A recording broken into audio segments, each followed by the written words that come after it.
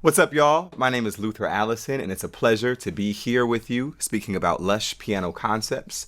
And the first topic that we're going to dig into is shell voicings. So shell voicings are essentially using just a couple of very important notes from our chord. So if we just start with a C dominant seventh chord. So you're going to have a C major triad. And for your dominant seventh, you're going to add a note that's a minor third above your fifth. So you're going to add your B flat. Now from here, our shell voicings are only going to use, they're actually always going to use the root. So the root of this chord is C. And you're also either going to use your third or your seventh or both of them together. So starting with our C dominant seventh one more time. You can do a shell voicing with just your 1 and your 3, your 1 and your 7, 1, 7, and 3.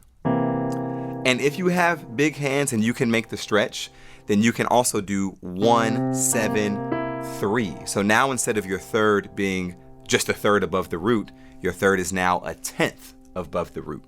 So a good exercise for this is just taking this around the keys, moving it up chromatically all the way through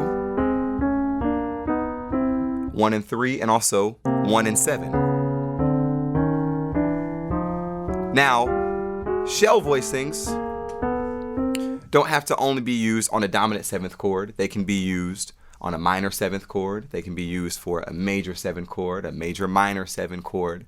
Now, of course, when you start to get into more notes in some of these chords, you might want to delineate whether it's major or minor from time to time. It depends on the context.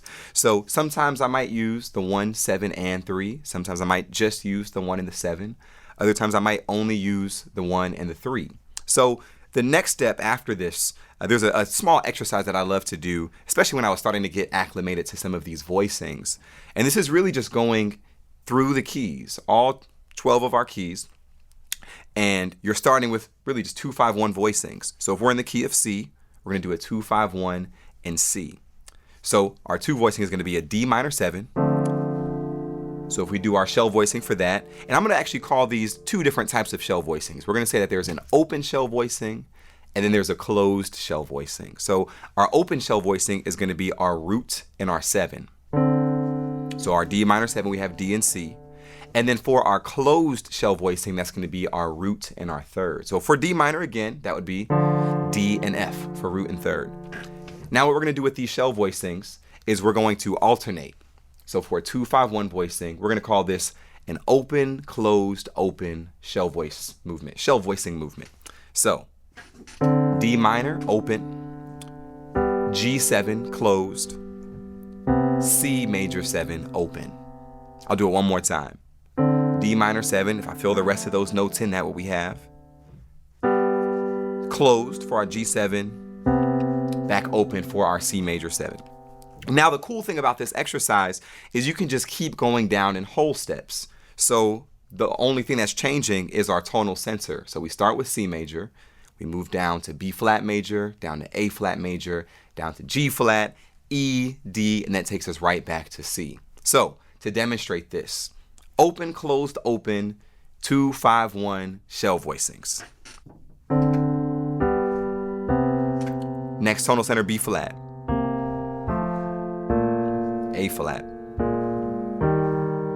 And as you can see, we're landing on what I say the tonal center is. So the next one from here, we're going to land on G flat. But the cool thing that makes this kind of interlocking and it helps it to flow really smoothly is that where we land, that now becomes our 2 of our next key, right? You probably already saw me doing that a few times before this one. Now I'm going to E, make it minor. Going to D, make this minor. Going back to C.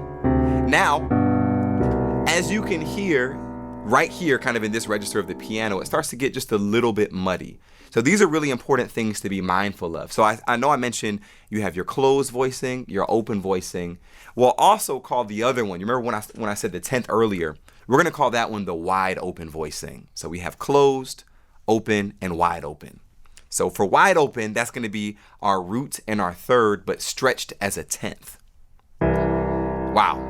So you see how now that's not as muddy as our root and our 7. When you get below, and it depends on the piano, and sometimes it depends on the day, quite frankly, but when you get below a certain region of the piano, if you get within an octave, things can start to get a little bit muddy.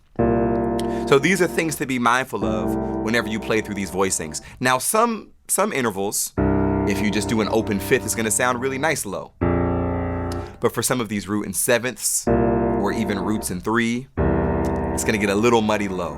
So maybe if you can't stretch that 10th, you can always roll it.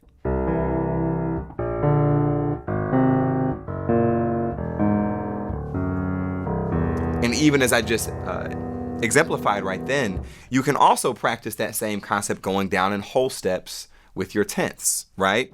Roll it.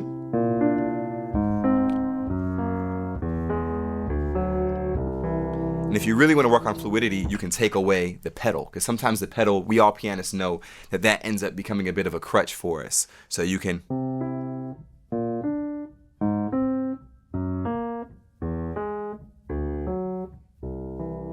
if you can connect those voicings, then you can do something like this. Maybe if you start with your 3, roll it the other way.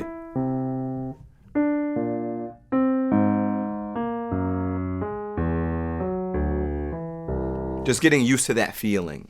Moving it chromatically as well is really important. Now, to back up to our open, close, open shell voicings, we can also, well, actually rather so, instead of starting on C, we only went through half of our keys that first time, right? So since we started on C, the key of C, so D minor, G7 to C major, we can just move that up a half step, and that's gonna hit every other tonal sensor. So let's go ahead and do that together. So now we're gonna be doing 2, 5, 1, open, closed, open shell voicings, starting in the key of D flat major. So it will go as such. And we can also challenge ourselves to do this without the pedal as well, to work on fluidity and connectivity. Now in the key of A, make it minor. Key of G. Key of F. Key of E flat. Back home, key of D flat. A little bit muddy again, but it's working for now. So that's a really good exercise. And also, in addition to this, with there being open, closed, open, what else do we have? Closed, open, closed. So now we can do the exact same concept and just reverse it. So now we say, let's start with our D minor, but closed. So root and third. Now we're gonna open up to G and F, right? We go from 1 and 3. Next chord is gonna be 1 and 7. Next chord is 1 and 3. Now, another cool thing, I didn't even mention this before, and you probably already heard it even as you were maybe playing along with me or listening to me play earlier, but you see how there's also some voice leading with all of these. So instead of jumping from chord to chord, one thing that helps music sound really fluid, and for the most part, it's all relative, but somewhat pleasing to the ear, is having connectivity through things and making sure that there's not too much jumping, unless that's what you're very intentionally going for. So instead of having, it doesn't necessarily sound bad, I'm filling out the chords, but things are jumping around quite a bit. So now, when we're not moving as much, as you'll see in some of the later lessons when we start to add in the right hand, we can fill things out a little bit more, get a little bit more into some voice leading, extending outside of just the left hand, and you'll see how all of this comes together really smoothly in the context of a tune. So let's just go through this really quickly, starting in the key of C, shell voicings, this time closed, open, closed.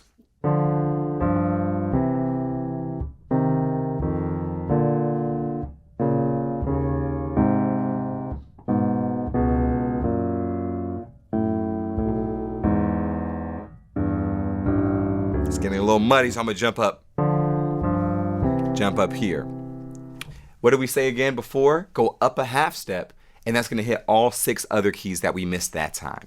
Same exercise. And this time I'm gonna start up considerably higher. Normally I would keep these voicings fairly low. I wouldn't wanna play them too low, but for the context of this exercise, if you just keep going, it gets a little muddy down here. So I'm just gonna start around the center of the piano for this one. Starting in the key of D flat major, closed, open, closed.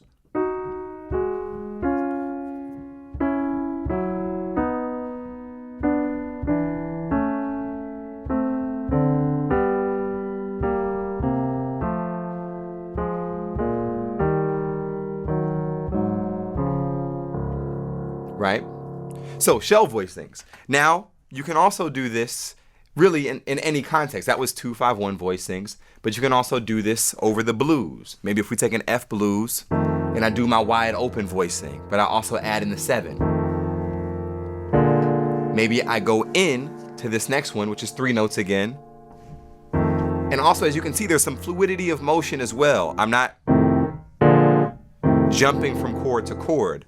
When I open it up, I can play a little bit lower in the piano, spread things out a little bit more, and it allows each of those notes to sing and resonate a little bit more than it would here, where it's a little bit more muddy. But I can also have some fluidity of motion. If I go into that 4 chord, back to my 4 chord, 4, 2, 3, 4, 1, 2, 3, 4. Now this time I'll just jump up, down a whole step, right? Kind of our traditional blues, 1, 1, 1, 1. 4, 4, 1, 1, 5, 4, 1, 1, or 5, 4, 1, 5. And all those numbers we're relating to is just the chord for each measure. So the first 4 measures of the blues being 1, 1, 1, 1, staying on the 1 chord. Next 4 bars, 4, 4, 1, 1. Next 4, 5, 4, 1, 5. Now I'd also stress doing this in every key. And I don't want to say we do this in every key as an exercise, but you want to just be comfortable playing in different keys, because as everybody here progresses in your musical journey, there's going to be times that you play with musicians and they want to do things in different keys, particularly vocalists. And it's something that you want to be as comfortable as possible playing a song in a different key. I know for myself, it's kind of a funny thing to the point where there are some songs I forget what key it's originally in, because I've played it with so many different singers and they've all done it in a different key. But it also helps me to feel much more comfortable at the instrument, just having the ability to move these things around. So I would definitely challenge everybody here, as you're working on some of these exercises, to sit with some of those keys that you're not as comfortable with. If you're not comfortable with A, sit there and do this over and over until it becomes second nature to you. Don't wait until you get it right the very first time and say, okay, I got it. Try to sit there for a while. I was actually speaking with some students recently, and I always make basketball references, so forgive me in advance if you hear too many of these. But there's a video of Steph Curry shooting 96 three-pointers in a row.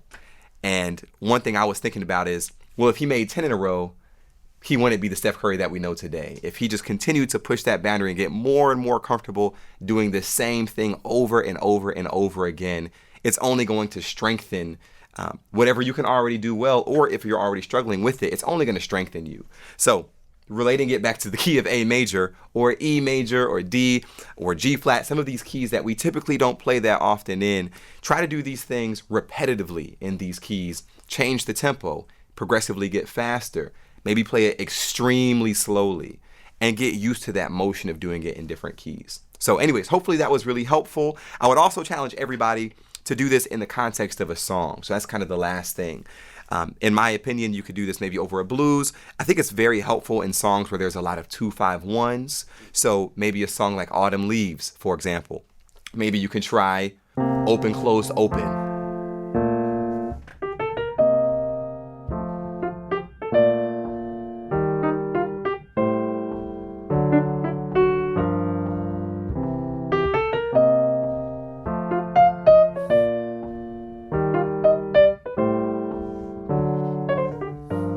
Right? Maybe on the bridge.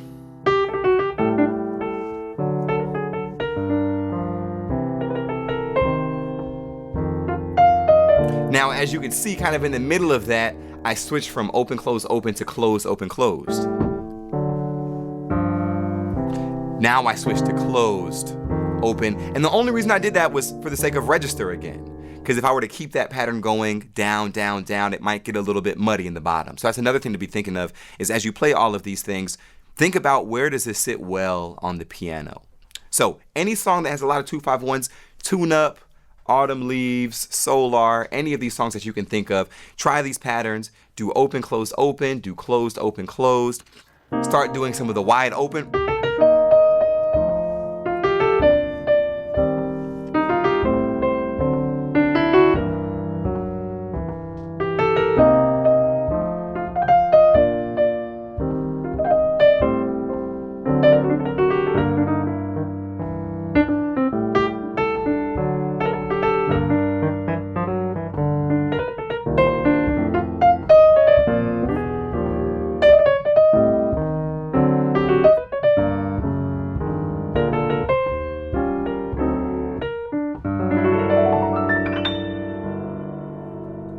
Shell Voicings. Hopefully that was helpful. Stick around for the next lesson.